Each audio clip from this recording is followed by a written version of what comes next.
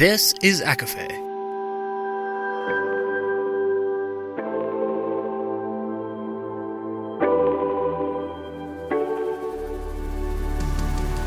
Laura Marie and Jessica Marie proudly present A Court of Fandoms and Exploration, a podcast. Fair warning, everything the hosts say is explicit, full of spoilers and adult content and shall not be used against them. They have opinions.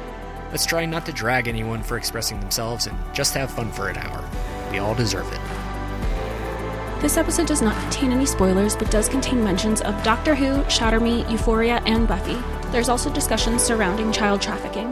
For full list, please see show notes.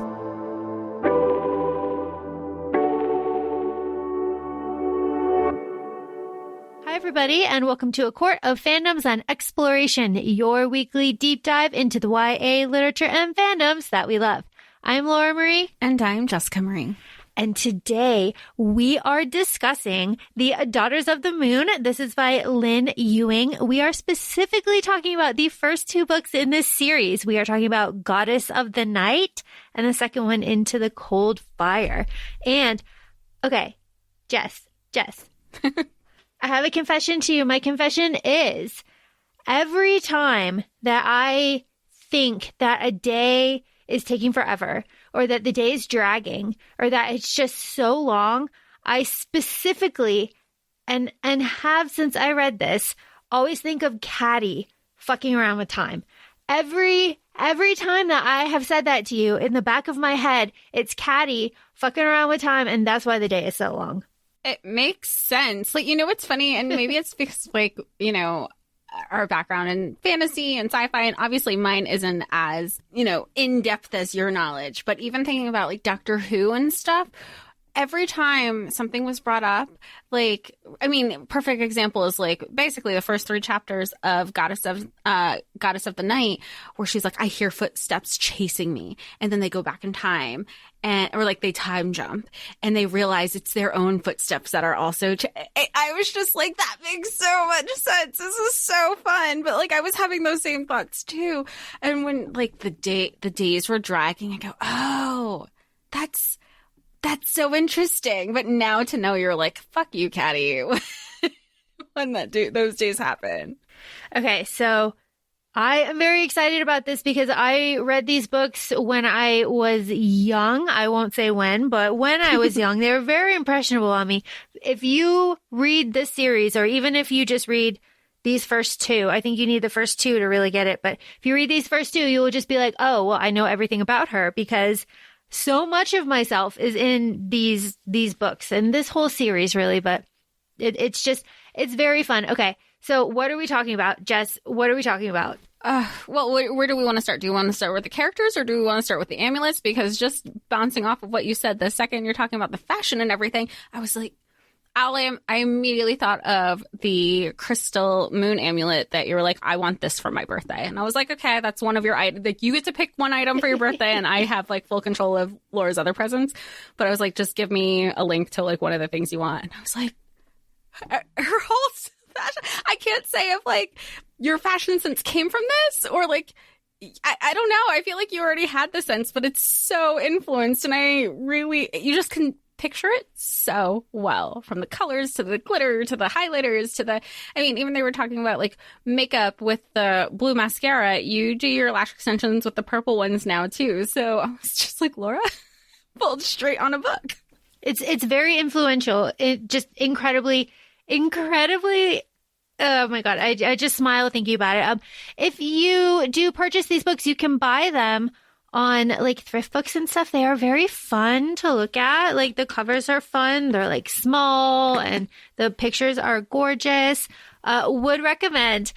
We are going to go through the plot of these, but jumping off of Jess and the fashion and myself, these books came out in 2000. This is a beautiful snapshot of 2000, from the fashion to the casual lines about, like, computers, no, and, like, cell phones are just, like, not really. Well, they were talking about borders, and when they said raise the roof during one of the dance scenes, I was like, okay, we're going there, okay.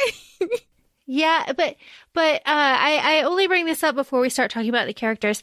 There is not a lot of cringy like slang or anything to like date this. The only thing that really dates this is like the descriptions of the fashion, I think, and the lack of technology. Yeah, but I mean, at least with the fashion, it still feels like I just came back from, the Harry Styles concert, and I felt like I saw half the outfits that were there, and I loved every single one. I was like, what a look. I mean, it's exactly what Urban Outfitters is selling right now, too. It is, yeah, it is weirdly very trendy. It's very, very Y2K. Okay, so there are a lot of books in this series. Of course, we're covering the first two. Each book has a different main character, so you get a different POV. I love this. I find this very fun. I don't like being stuck in one character's POV all the time. And like here, just in these first two books, we get Vanessa and we get Serena. And then everybody that is the MC of their book is on the cover. So you can kind of like figure out who's who just from what we know. But just tell me about these characters. And I would just love to know your impressions of them too. All right. So doing a full character breakdown, well, not full, but the gist of some of the main characters with the two books that we've read so far. You have, for book one, well, really all of them, you have Vanessa, who is the female main character in the first book. You have Catty, who is Vanessa's best friend, again, in the first book. Then you have Jimena, who is also makes an appearance in the first book and then transitions into into book two. Same thing with Serena. Then you have Colin, who is Serena's brother. Morgan, who is this like bitch I want to punch in the face and have fighting, and I can't wait till we talk about that, because if you fucking tell me she's gonna have an arc, I'm gonna be so fucking pissed. And then there's Stanton, and then the followers, I use that in air quotes, the Atrox. Okay, here's the thing with all of this. I have never spoken about this series out loud to another person that was interested my entire life. So I do not know how to pronounce some of this stuff. And I don't think it's on audio. I didn't check on Audible, truthfully. Yeah, no, it's not. I can't find it anywhere, and nobody I know talks about it. So it's just kind of whatever we think at this point. And then we have Zahir, who shows up in book two. And we also have Michael, who's in both books, and he winds up being Vanessa's boyfriend. To jump back into the four main characters who you, spoiler alert, find out are goddesses and not witches and not aliens and not all this stuff. And there's also a funny line where they're like, I don't even know how to explain anything, because our society would happily accept the fact that us being aliens sounds more logical than being goddesses. But Vanessa, she has this power of like molecular disappearance. So it's basically like she like goes invisible. Catty, time travels, time jumps, however you want to call it. But she could only do it within like 24 hours. So if she wants to go back a couple more days, she has to go back like 24 hours and then 24 hours. It's like a whole jumping thing.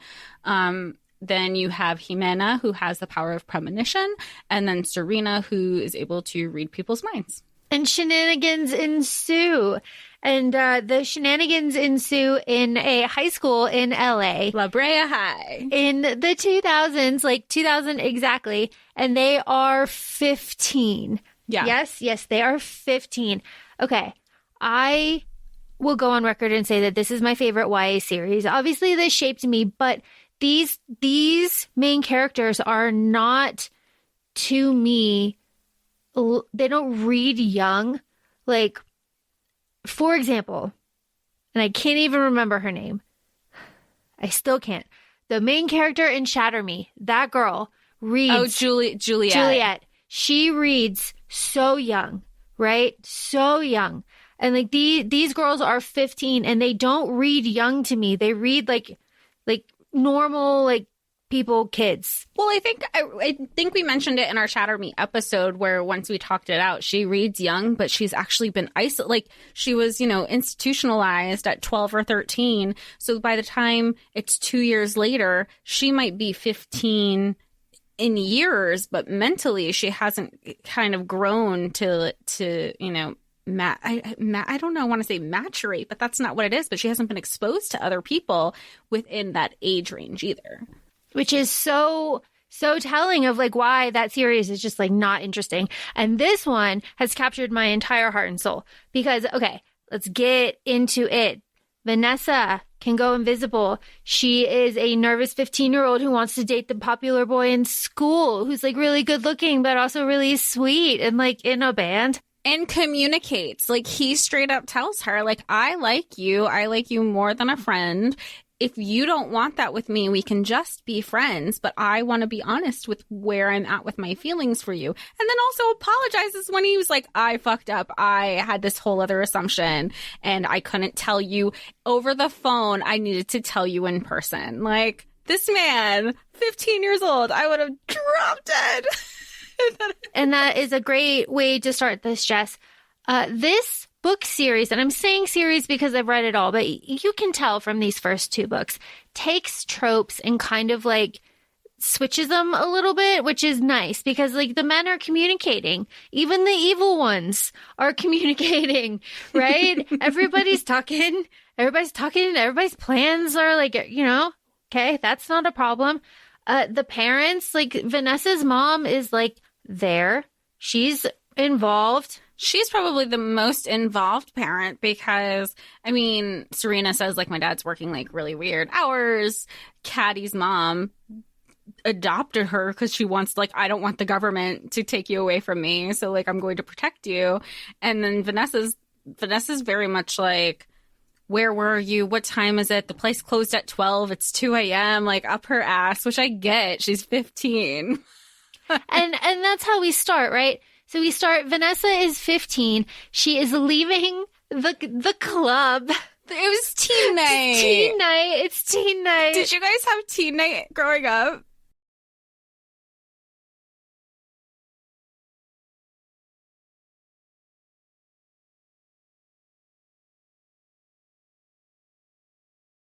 Yeah, we absolutely had teen night. Absolutely. We thought it was like the coolest shit, but like it was. We tried to find a teen night growing up, and we heard where it was, and of course you asked the parent to drop you because nobody had their license, and we drove around. This address didn't exist, so the one time we attempted teen night was a bust. Yes, we did have teen night. It was not like this. Planet Bang sounds awesome. It I don't sounds know. like the Bronze, so especially when Michael starts playing. It does exactly sound like the Bronze from Buffy. I just love it. I love Planet Bang. Like, the name is so stupid. It's just so fun. But Vanessa, she's leaving Planet Bang. She's like all worked up, right? And like somebody's following her. And this is when, and this is like the first couple pages. Vanessa says, I am afraid. Women should not be afraid on the street. We should be able to go and have fun and walk home. What the fuck is this? I mean, obviously it's why she doesn't say this, but like, yeah, about that though, right? Like, oh, that was one of the quotes that I highlighted. Girls had a right to enjoy the night, to run wild under the moon and stars and not stay huddled behind the bolted doors. Yeah.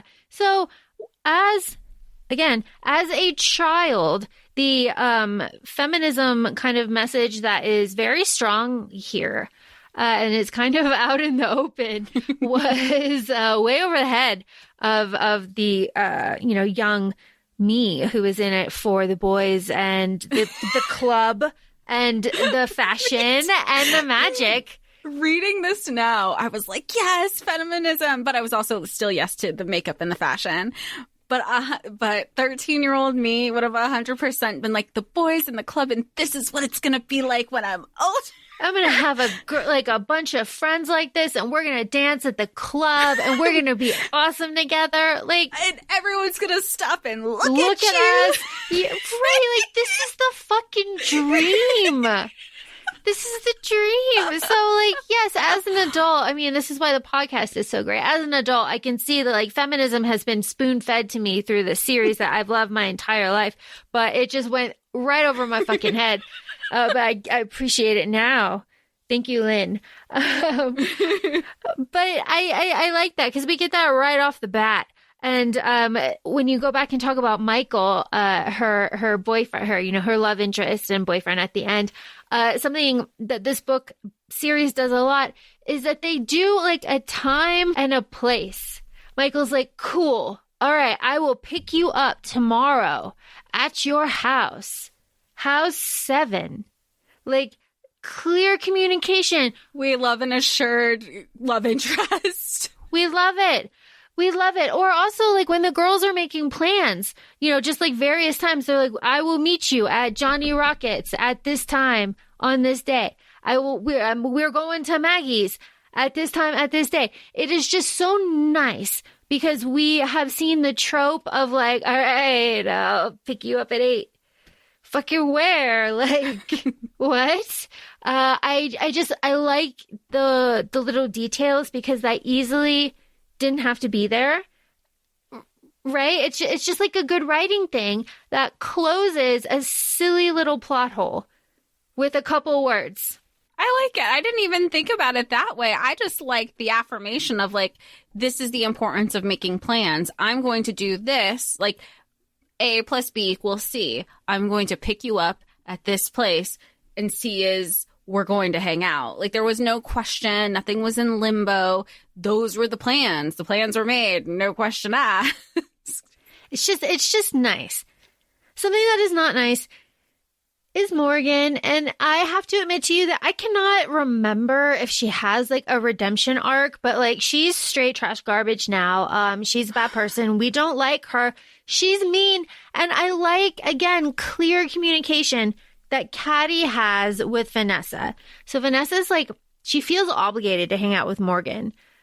And it's like kind of annoying, right? Like, why? I kind of remember why they felt obligated because of how they used to hang out with when they were younger or something. And that's just like a perfect example of like, sometimes you do outgrow friendships, not for any other reason. But she's just like, maybe she was nice when she was younger, but then she turned out to be like just a terrible person, because even when, and not just the first book, in both books where Vanessa needed help or somebody needed help, she changed the story. She would constantly lie. She's completely vapid. Everything has to be centered around her. And she had this one moment where you were like, maybe she is kind of different because she said something to Vanessa where she was like, come on, I just say things to say things. I don't actually mean them. And even Vanessa was just like, then why say them at all? Like, you're not helping yourself.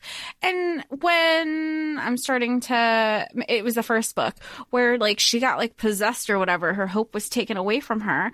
It amplified in the second one. I was like, I had some choice words that I was saying to her, but all I could think of was like, no, Serena.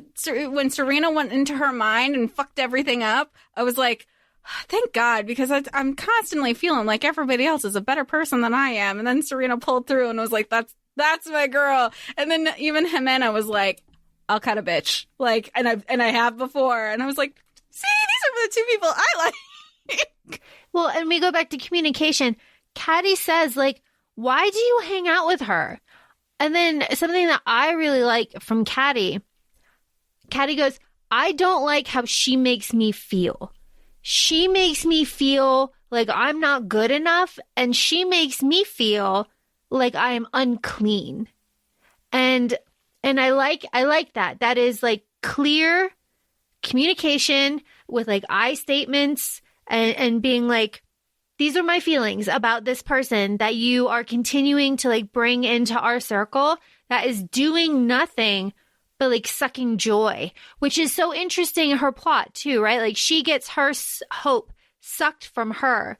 But like what she does in any social situation from the moment we meet her is suck the life out of everybody around her. And she's just condescending every interaction, or it's backhanded compliments. And even, and part of, even in book 2, I got even more frustrated because she's all up Serena's brother's ass because she liked him. And, her brother is, I'm assuming he's older, so he must be like a senior or something at this point if she's 15.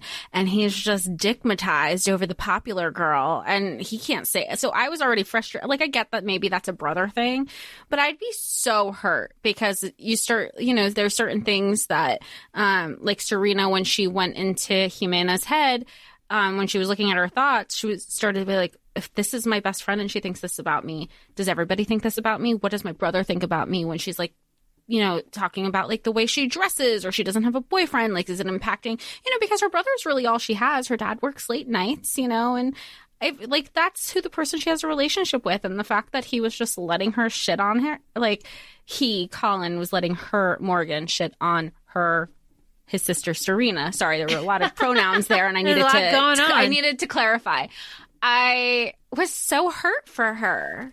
Yeah, but I cannot think of Morgan's redemption arc off the top of my head. Good, she shouldn't need one.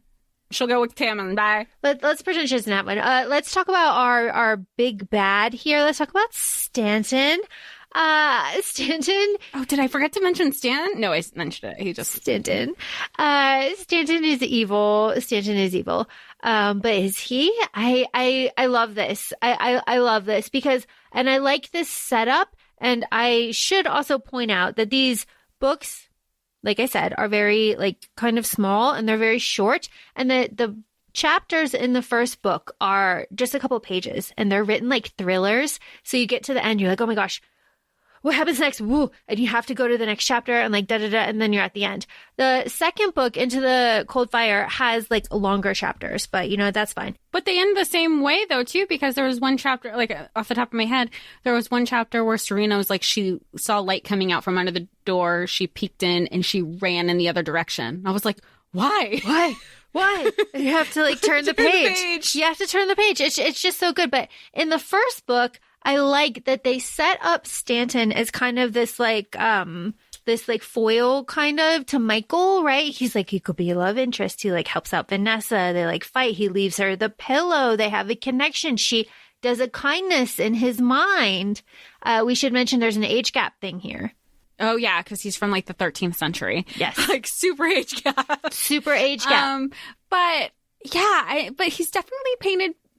It's still into the second book, I feel, where I don't know if I want to say allegiance, but he's definitely morally gray because because Michael goes Stanton rubs me the wrong way. When people are just evil, and then you find more about him and you think, oh, he is evil.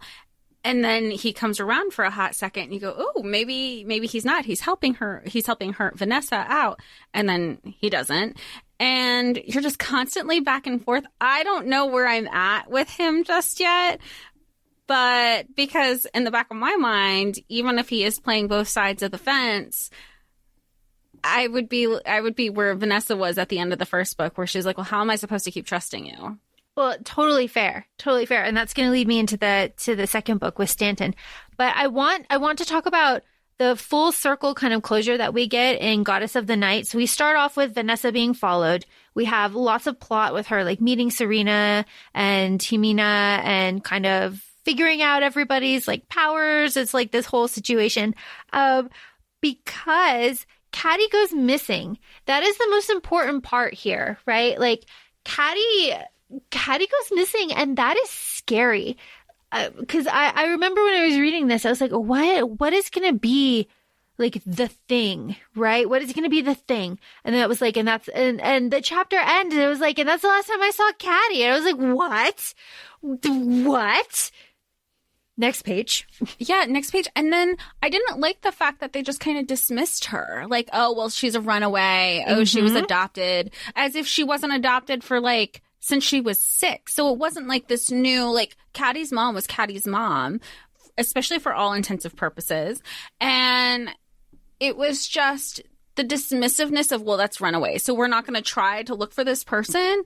And why isn't, obviously, Vanessa knew the truth. She knew. She was she got lost time jumping. I know it's something. She got stuck. I kept telling her to be careful, and she wasn't careful. And I mean, we know that wasn't the case. She was kidnapped. But the fact that it was a runaway was the first thought, and not sex trafficking. I was why isn't anybody looking for this child?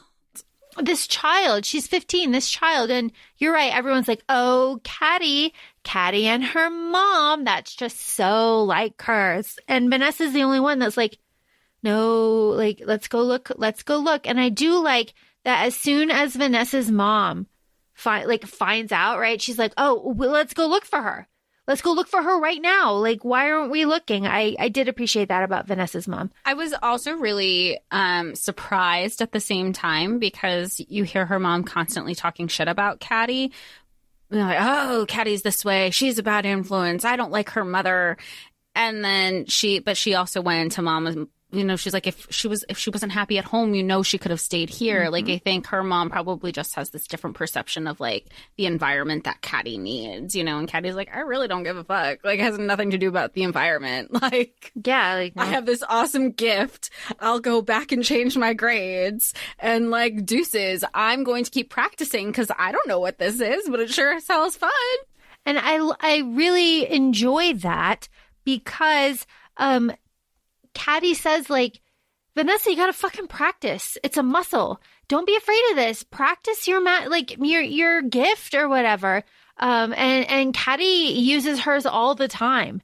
And I like the description of how Catty uses it. Like, her pupils dilate, her watch hand goes, and the description of the tunnel and how they fall. I like the description of Vanessa's gifts too. Just in this first book of where her molecules start to go, like, it's like silly and cheesy, but I appreciate that. That's like little details that you don't need, but make it just a little bit more real. But when Catty goes missing and Vanessa goes and like there's like that whole kidnapping situation, that's scary. And then when Morgan is there, I'm bringing this back, and Morgan is there and she's like soul sucked and stuff, like, it's frustrating to me because like it's like, what do? You can't leave her, right? Like, she's so mean, but like, you can't leave her. Obviously there's like a problem, but then it's like, I don't know, that whole situation. I hate that whole situation. But the full circle moment that I really love here is that Vanessa in the very beginning pulls up a flamingo lawn, like a lawn flamingo, and she's holding it with her down like Melrose, right? She's like carrying it with her. The description is like she had it like a javelin, right? She's ready.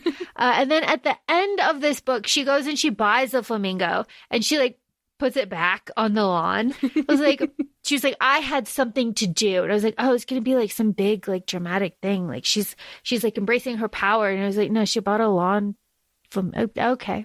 But she's 15. But yeah, exactly. I think that's what it kind of grounds it to remember. And at the end of the day, she's just like your typical 15-year-old. Like, that's what I feel the message, not the whole message, but, just to drive home the point that they're in high school. There are minors who are essentially saving the world from evil. And like, not even just like, they were like, evil like Satan. They were like, no, evil like the person who convinced Satan to like go to his demise, or Yeah, it's like the first evil. Yeah, the first evil for like Lucifer to become the fallen angel, to prevent all that stuff. Which, like, obviously with our knowledge with supernatural and like all the background and like, Sabrina, the Chilling Adventures of Sabrina, I'm like, Lucifer's just misunderstood. It's like, oh, but no, he's so evil here. This is a different, I was like, this is a different Lucifer evil. This is different. Oh my goodness. This is so different. Okay. So there's kidnapping, and Stanton et al. Evil tries to do the blackmail, meet and switch evil battle thing. And they go to the warehouse and they have like a little battle. But Vanessa gets all dressed up. Like, I love, again, little details. I love that her mom is a fashion designer. I love that she's a little bit uncomfortable, that her mom is so trendy that people make fun of her for that. I like that she goes into her mom's like studio and just like starts taking things off the rack. Like, yeah. I like that her color is blue and she does like all of the blue. I like the picture on the thing. I like all of that. She like paints flames up all like her little battle that she has there. Like, go off, Vanessa. I like it. And then she like, floats off. But then again, she has that whole thing with Michael. my point here being is that we do meet Maggie in the midst of all of this, right? We meet Maggie. Forgot about Maggie. Maggie is like pivotal. Yes, Maggie. Tell me about Maggie. So Maggie, I still don't know all her background, but she basically knows the background of the daughters of the goddesses of the moon. And the first book is based kind of off of the Greek mythology with Endymion. Sometimes I butcher. Endymion, maybe that's it. And so she's saying, like, well, you needed protectors of the world. The goddess Selene, who's like one of the goddesses of the moon, fell in love with Endymion. I'll get that eventually. I'm sorry. And they bore many, many children, and they are to protect everything from like the dark and the evil. But whenever the goddess Selene goes to see her lover, those are like when there's a new moon and no moon, and those are the darkness of the night, blah, blah, blah. So here we are, that you have all the goddesses, all the daughters who are to protect, and everybody has a different power, more or less, and collectively, like, they're an unstoppable force because yay feminism, yay girl power, yay like female friendships. And Maggie has been visiting the girls in their dreams for a certain amount of time until like they gravitated towards her. They never knew, they just were getting these dreams, except for Vanessa, who was already having nightmares, which means the Atrux had already kind of like gone into her head. So that's why Maggie was having a hard time. So they go to Maggie. I do have a question about Maggie, but I feel like that's not going to get answered till later. So Maggie's here to help the girls, kind of guide them and mentor them with the knowledge that she has and share it with the girls and kind of with each of their powers. That's who Maggie is. Yes. And Maggie tells the girls the most important kind of thing, I think, so far is that they are 15 now, all of these girls. They have a choice at 17. I thought this was really interesting. Like, it's only a little bit of time. Like, it is not a lot of time. At 17, so Vanessa, Catty, Humina, and Serena will have to make a choice. They can either keep their like powers or whatever, but like go off into like some unknown nothingness situation, or they can lose their powers, lose their memories, and remain as a mortal girl on Earth, unbothered. What would you pick? I don't know. I don't know. I don't know. I've been meaning to ask you that since I started reading. Probably just to keep my powers because and like go off into nothingness because they even say it was almost like your human form would kind of like you would die, quote unquote, essentially on like the human realm, the earth realm. Yeah, but whatever happens next happens. Yeah. Next. So that's a guarantee, something. At least that's something. That's a guarantee. Human life is what it is. But that's where we're at. I like it. I like that built-in piece of lore that gives everything kind of an urgency, right?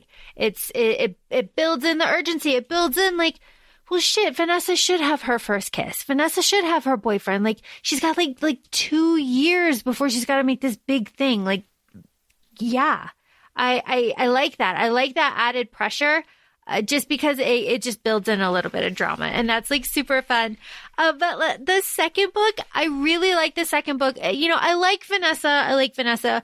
I don't. Here's the thing. I don't care about her. Like, oh no, I'm going to float away. Whatever. Okay, Vanessa, fine. But she's kind of over that by the end of the book, and that's fine. And then, but we move on to Serena, and like Serena is like in her power. She's capable. She's got interest. She's like a bad bitch. I love Serena. I like Serena a lot. I like her more than Vanessa. And not to like no hate to Vanessa, but like I feel like not just necessarily, you don't have to, obviously you don't have to relate to a character to love a character, but she knew who she was. She made no apologies for whenever Morgan would be like, you're the queen of bizarre. And then her brother would say, like, the kids at school are calling you queen. They go to the same school. No, they no. And that's why she goes, no, they don't. Morgan is. And she's like, fucking with your head because she's sucking your dick. Like, I really just don't. I hate that Morgan is putting a strain on Serena's relationship with her brother. But I'll tell you what's not putting a strain on the relationship, Jimena, because right off the page I was like, that is a best friend falling for your best friend's boyfriend or brother situation if I ever read one. And you knew it. And then I love that it gets kind of confirmed later on. It was like, yes. It jumps off the page. Not that I want this series to be boy focused. I don't want that to, because I'm so here for the feminism and everything, but it was just like, okay, this is fun. I know I'm going to be cheering for that a while, from the bleachers. It sparks. It's like bang, bang, bang. The banter. It's fast. It's good. It's so just good. It's fun and like older brothers, like but it doesn't take over the whole book or the plot. That's the same thing. Like the story still continues. The plot is still there. It doesn't take away from it the focus at all. It's fun. There's a new kind of addition to the lore here that we get in this book, and that is the regulators. I don't know if you picked that up. The regulators are the like kind of like what is it? Internal review? What is it? No. Internal like a board of directors kind of thing? No, they're the cops. They're like the internal cops. They investigate itself. That's a thing. Someone tell me what that is.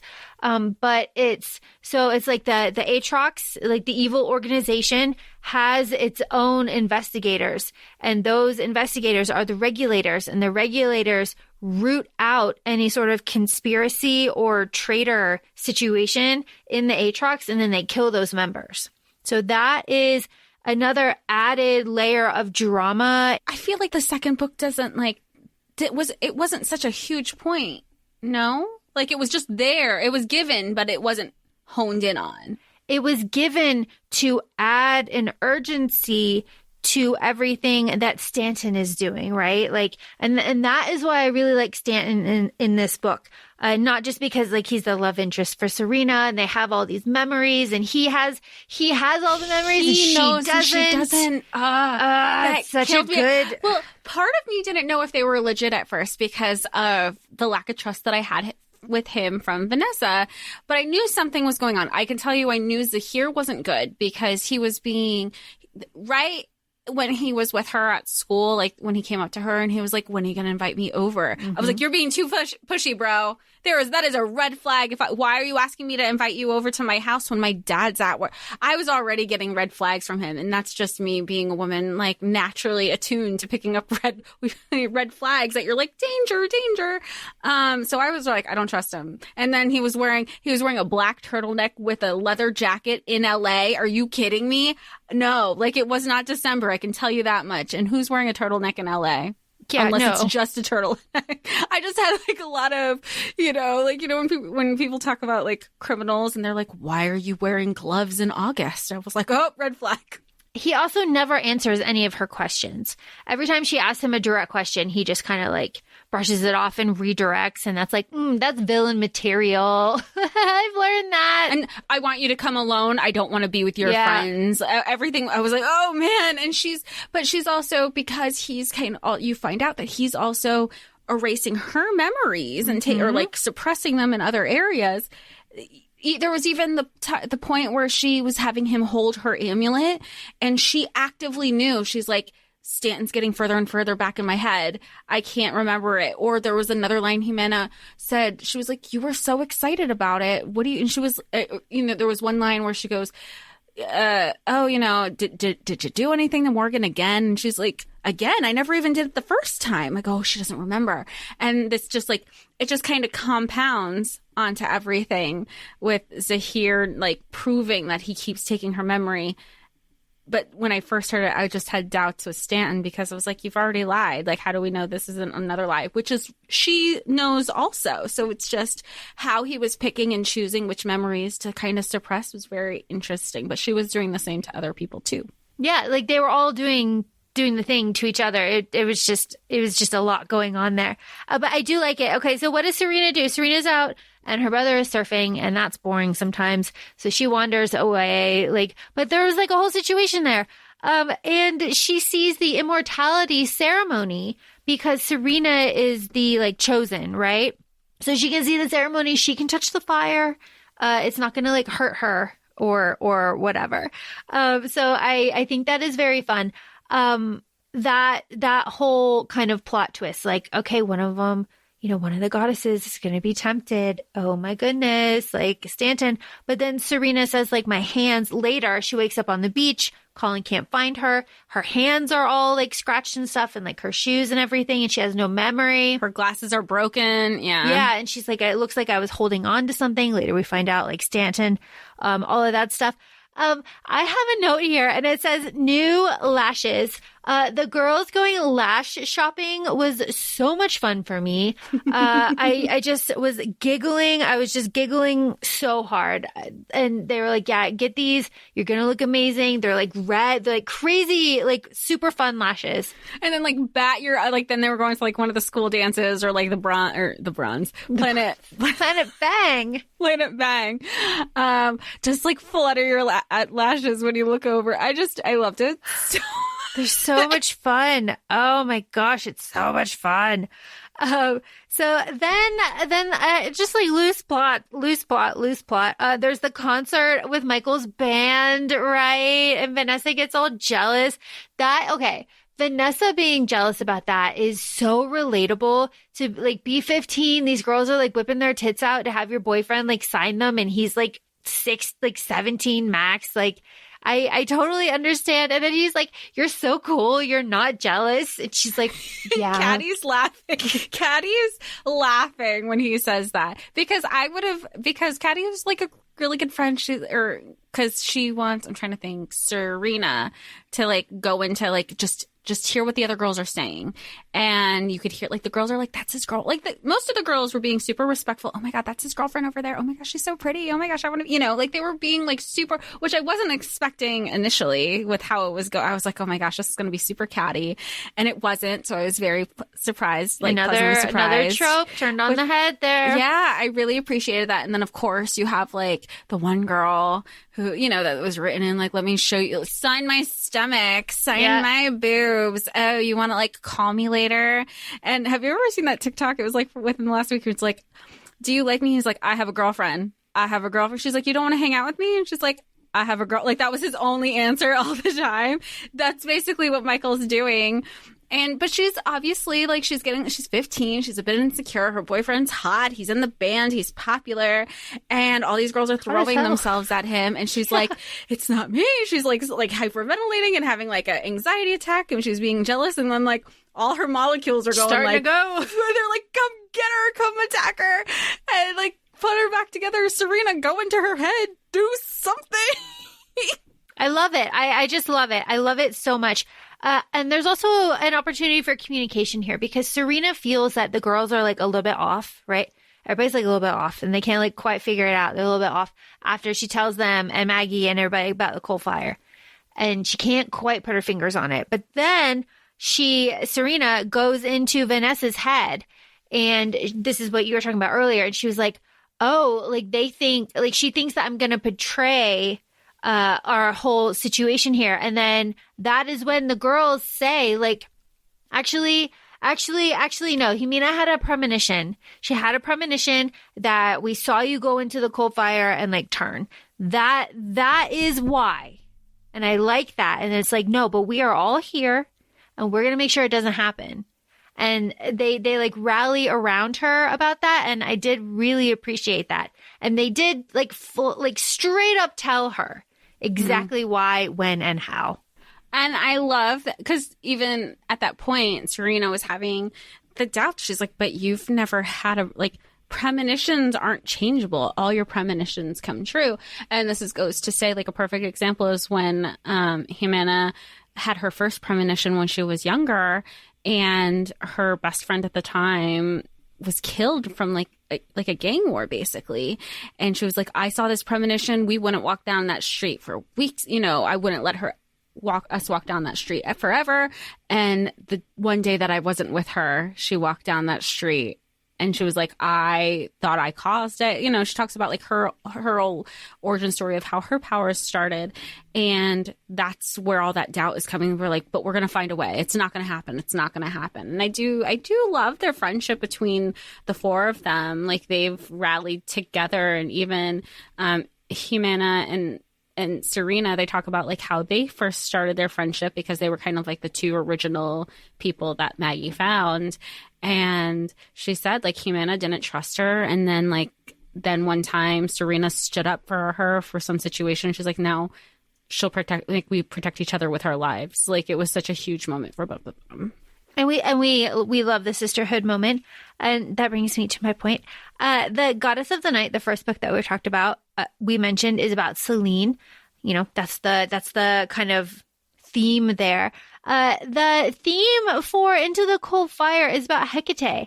And we love that. And I'm just going to read the last little part of the prologue for this. And it says, today, few know the great goddess Hecate. Those who do are blessed with her compassion for a soul lost in a realm of evil. Some are given a key. And Serena was told that she's a key, right? She's chosen. She's the key. She's the one that the Atrox wants, all of that stuff. So what happens? Serena and Jimena go to a crossroads, right? Back up to the rave. Back up to the rave because the rave is amazing. The rave is amazing.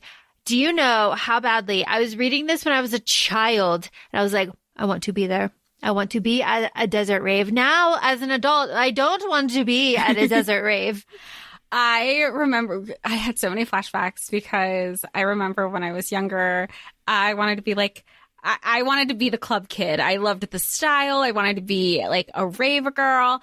And I remember, I think like my parents came across like some email, you know, because everything's under parental control in my bubble. They were like, do you know what this means? Because they were talking about plur. And I was like, peace, love. Like I didn't know about like the rave subculture.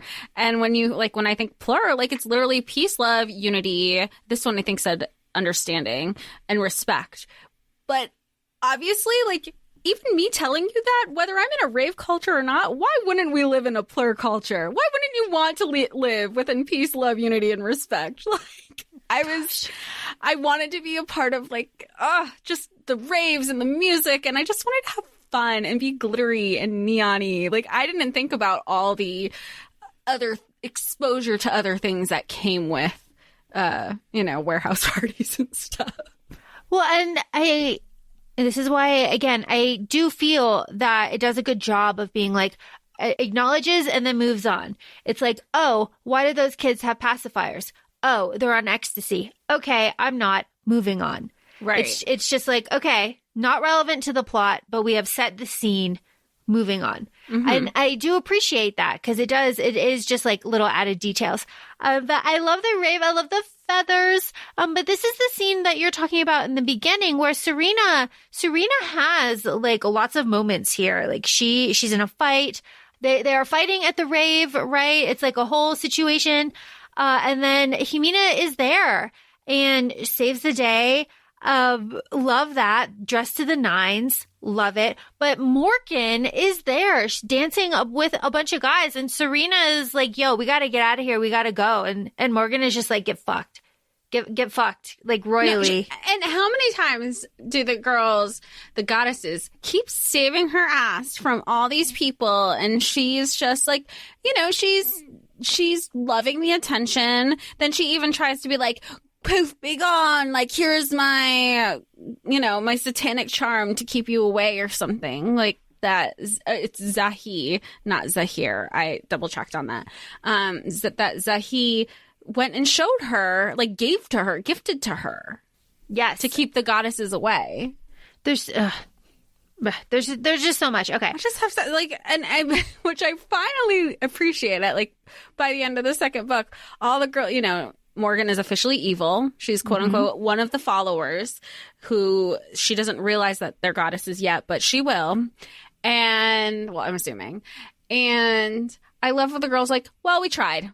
It's at that point where you're like, you can't say we didn't try. We kept, essentially the whole thing is like the only way to defeat a follower is like basically kill them with kindness, which is like, I just started laughing when I was like, is that how this is how they're going to save the world, by killing people with kindness? Because you can't stoop to their level, because then that's evil, and that like boosts them, and it's a whole thing. But they literally kill, you know, like if you're a genuine act of kindness towards the evil, they will not attack others. They cannot, at least towards you or like the people you care about or something. So it was like really interesting that was the message. After I started laughing, I shouldn't. But they were like, well, we tried. Yeah, we tried. We tried. Moving on. Get fucked. We're up to my favorite scene. Himina and Serena are piecing out of the rave. They're done. They're walking back. They say, like, we parked a mile away. Couldn't get parking. We parked a mile away. I love that. They're walking. They get to a crossroads. Scary. There's a house there. Scary. And Serena's like, nah. Or Himina's like, no. Red flag. No. And well, then the three dogs. And I was like, Cerberus. Yep. The three dogs, the three keys, and the wind. I have a bookmark here. This is from page 225. I'm just going to read it briefly. And I am paraphrasing. I'm jumping all over. All women have the power of the wind deep inside of them, deep inside of their souls. The problem is that most women let this force die out to a breeze when a whirlwind is needed. When her forces are gathered and focused, she can do anything. It is when the force is scattered that she fails. And I love that. That is a message here, right? When she is scattered, she fails, but she's a force. When she's together, we love. And we have to assume that is Hecate. But I love that part because, again, Serena's in there alone because Himina's like, nah, I'm getting the car. Fuck this. I love her. No. She knows. She's like, I'm not going to be like, oh, let me check what that noise is. No. Yeah, let me go in that house. I love her. I love her. Yeah. I love her. But to piggyback off of what you said with the continued like strong quotes of feminism, because I want to circle back to Hecate in a second. There's also like the quote, it's just like a continuous theme because even in the first book, they talk about a woman sees a glint. Because we also know that the followers have like iridescent, like luminous, like yellow eyes kind of situation. And the conversation is a woman sees a glint of yellow in a stranger's eyes. And rather than trust her instinct and her intuition, she thinks it's just her imagination. And it's like so far from what I can tell from the first two books is it's constantly driving home about like we as women are super powerful, but we're always it's kind of pushed down. Like we are taught through societal expectations to suppress being aggressive, or I say aggressive in quotes, suppress, being direct. You need to be nice because part of the reason we have to be nice and complacent and soft-spoken to everybody is also like a survival skill. Like, it's so, I know, like this reading this series as an adult is so different. And again, which is why we love revisiting these. But I was just, wow. The message is blatantly there. But when you're 13 and you see shiny things and like pretty objects and pretty boys, sometimes, just pretty people in general, you're like, okay. Well, you say shiny things, pretty people. We're up to the tar pits, and the tar pits is like the end of the book. And we get Serena in her outfit. This is her outfit, right? We love it.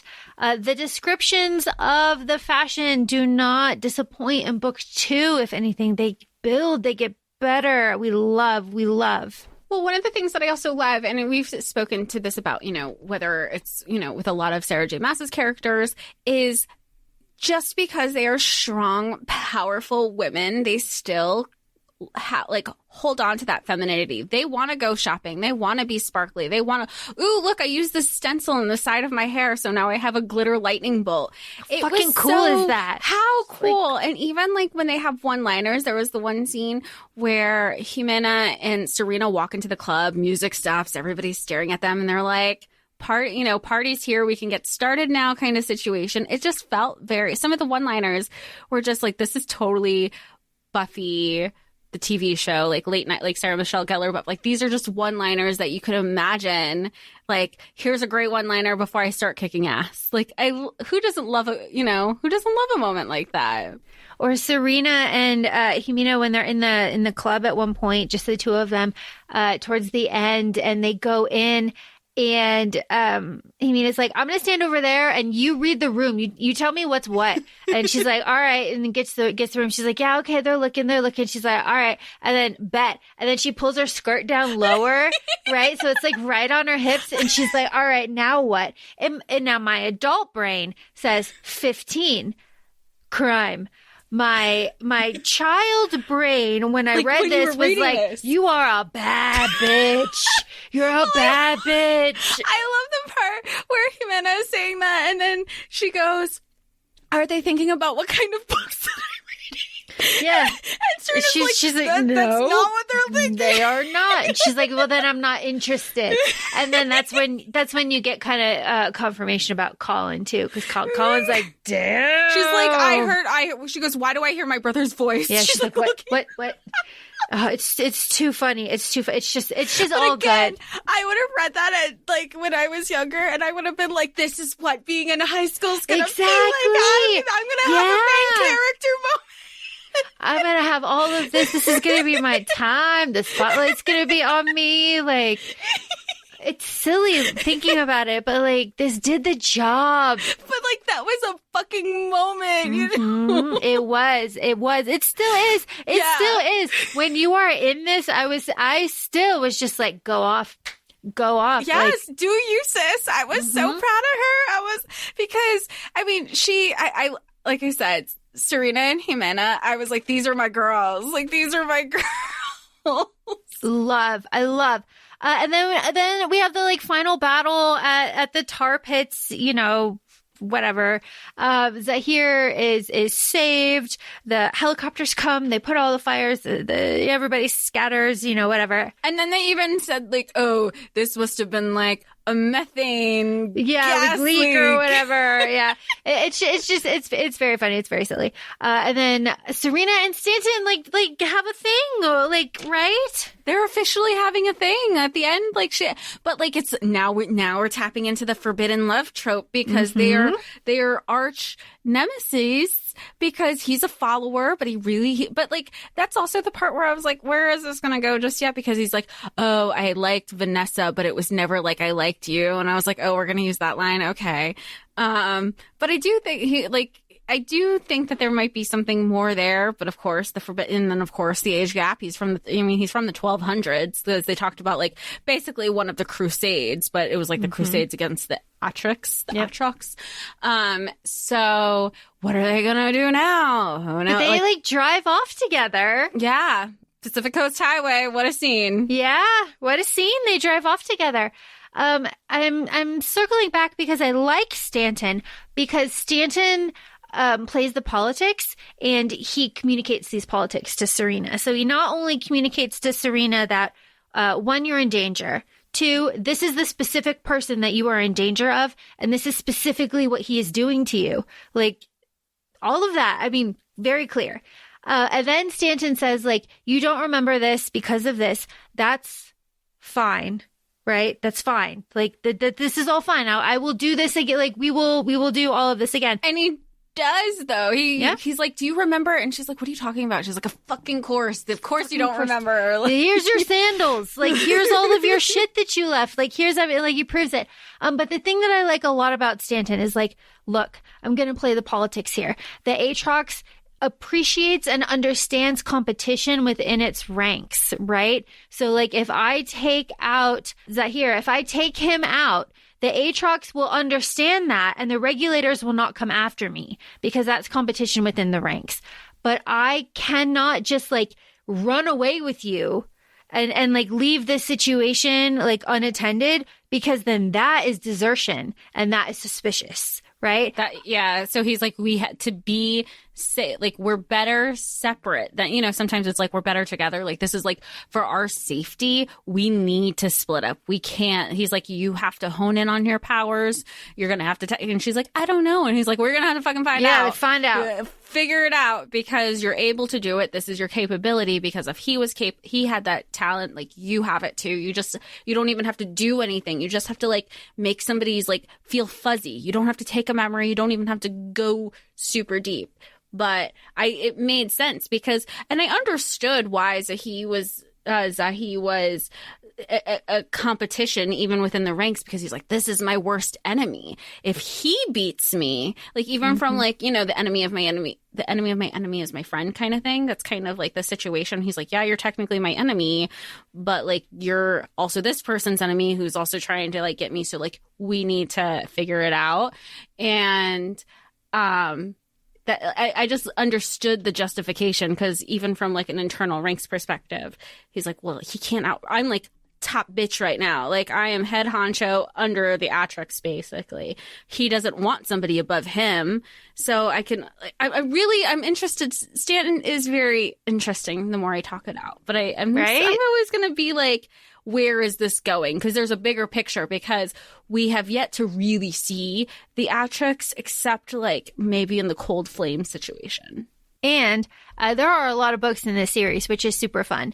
But that is the end of the first two books. And I have books 3 and 4 in my hands. And Jimena is in purple on the third one. And Catty is in green on the fourth one. So we have our main characters there.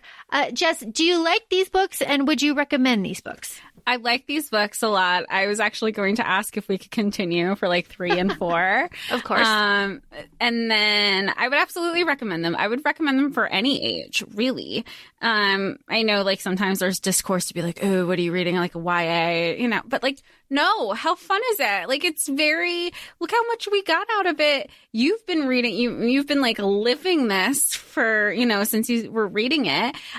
This is obviously a first time read for me. And I was like, I could not put it down. Like and they're really, you know, they're easy reads. And I say that in the sense that they're both under 300 pages. So if you are feeling like you want a palate cleanser, but you don't necessarily need, like, you know, everybody has a different type of palate cleanser, but if you're still looking to like want to stay in the fantasy realm kind of situation, but nothing super heavy or super world building, this is totally up that, like, I would say this is totally up somebody's alley, or it's like, it gets you to think. You're like, ooh, this is fun. I mean, granted, we had some, you know, sci-fi fantasy background, like with the whole time jumping thing. I was like, this makes absolute sense. You know, I mean, I think I can't think of the title name, but like now I'm thinking of like the April 2022 or April 2020 episode of Doctor Who when they're at the lake and it's river.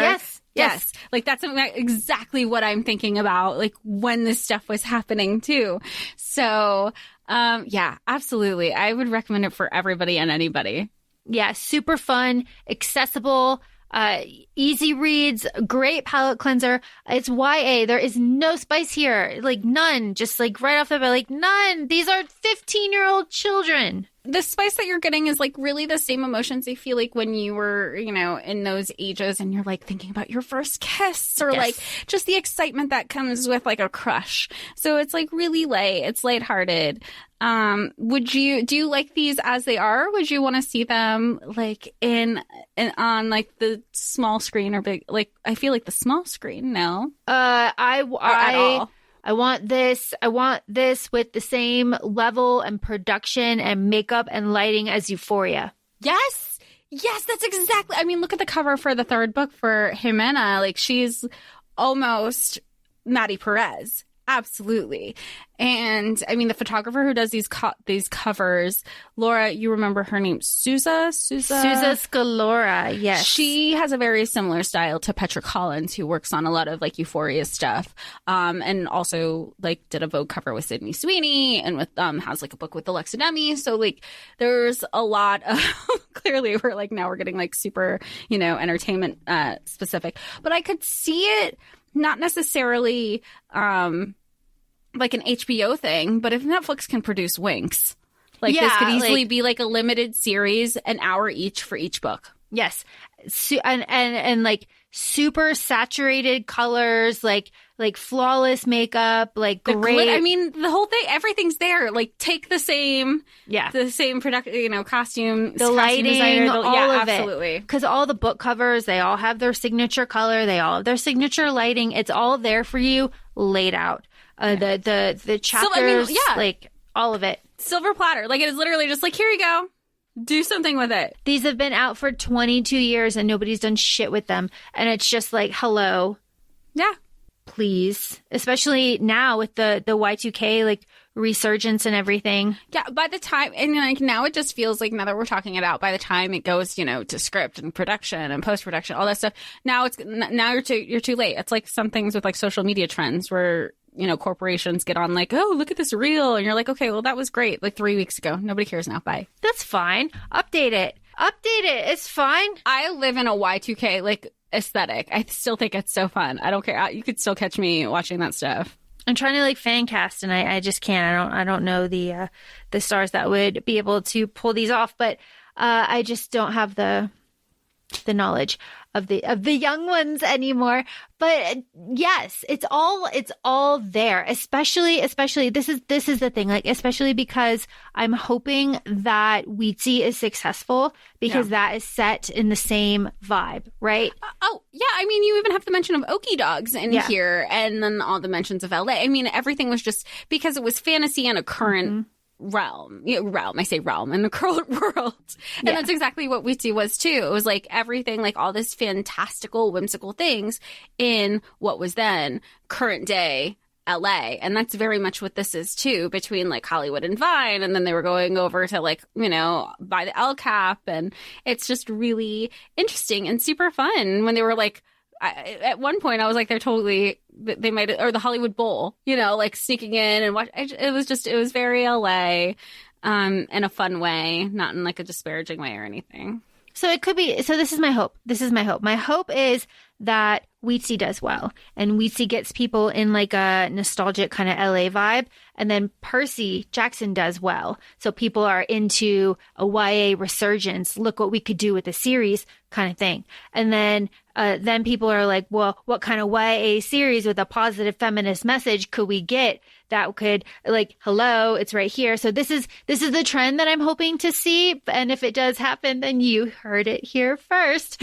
But this is what I'm hoping. I love it.